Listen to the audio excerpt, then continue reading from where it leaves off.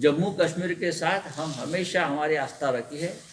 इसीलिए तो भारत जोड़ो यात्रा जाने से पहले हम जहाँ विस्थापित हमारे पंडित बैठे हैं, सब कश्मीरी पंडित है, विस्थापित और भी लोग कल आकर मिले घाटी में तो हमारा तो काम चलता रहता है। हम दिल्ली में बैठकर काम करते हैं यहाँ के लोगों के लिए, मुंबई में बैठकर काम करते। शिवसेना एक ऐसी पार्टी है या बाला साहेब ठाकरे हिंदू सम्राट ऐसे नेता है जिसने कश्मीरी पंडितों के लिए महाराष्ट्र के दरवाजे खोले, उनके लिए रिजर्वेशन रखा, उनके बच्चों के लिए। किसी पार्टी ने किया, किसी देश में या किसी केंद्र की सरकार ने किया? अब जाकर पूछिए पंडित उस कम्युनिटी से, आज भी उनके मन में वही आस्था और प्रेम है बाला साहब के और शिवसेना के बारे में। शिवसेना पार्टी और शिवसेना सिंबल बाला साहब ठाकरे जी का है और उस पार्टी का नेतृत्व उद्धव ठाकरे साहब कर रहे हैं। जहाँ ठाकरे है वहाँ शिवसेना है, वही शिवसेना है।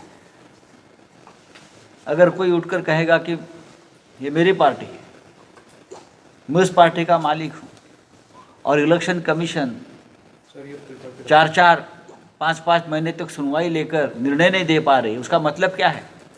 उसका मतलब ये है कोई दबाव की राजनीति कर रहे हैं। लेकिन मुझे विश्वास है ये दबाव की राजनीति इलेक्शन कमीशन में नहीं चलेगी। आज भी उस संस्था पर हमारा विश्वास है। शिवसेना एक है, दूसरी शिवसेना नहीं बन सकती। और शिवसेना एक, अरे ऐसे छोड़ा, ऐसे बोल दो बात।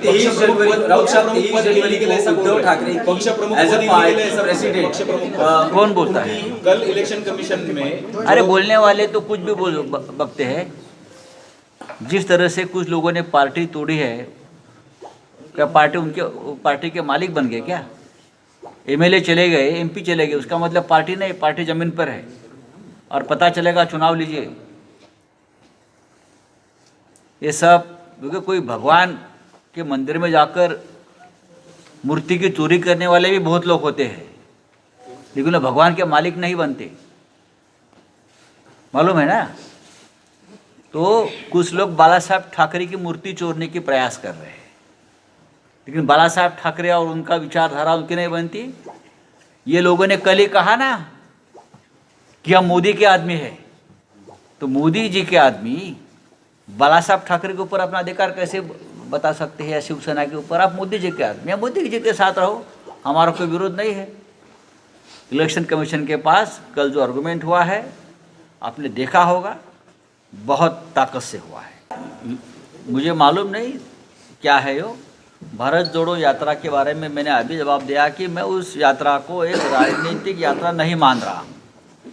राहुल गांधी जो निकले हैं पैदल, हज़ारों किलोमीटर चल रहे हैं, वो किसी को चैलेंज देने के लिए, आह्वान देने के लिए नहीं है। इस देश में जो माहौल है, उस माहौल के बारे में देश में जागरण करने के लिए या माहौल बदलने के लिए निकले हैं। अब ये यात्रा, अगर मैं तो कांग्रेस पार्टी का कोई प्रवक्ता नहीं हूँ, लेकिन मुझे जो मालूम है मैं बता रहा हूँ। मुझे लगता है कि आमंत्रण देने से केजरीवाल जी आ जाएंगे। आप मुझे बताइए, आमंत्रण देने से नवीन पटनायक जी कश्मीर में आ जाएंगे?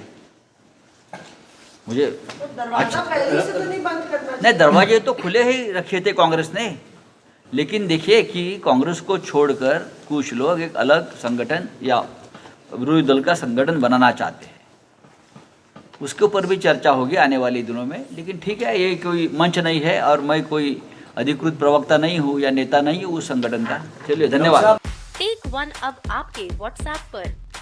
व्हाट्सएप करिए हाय 9728253663 पर।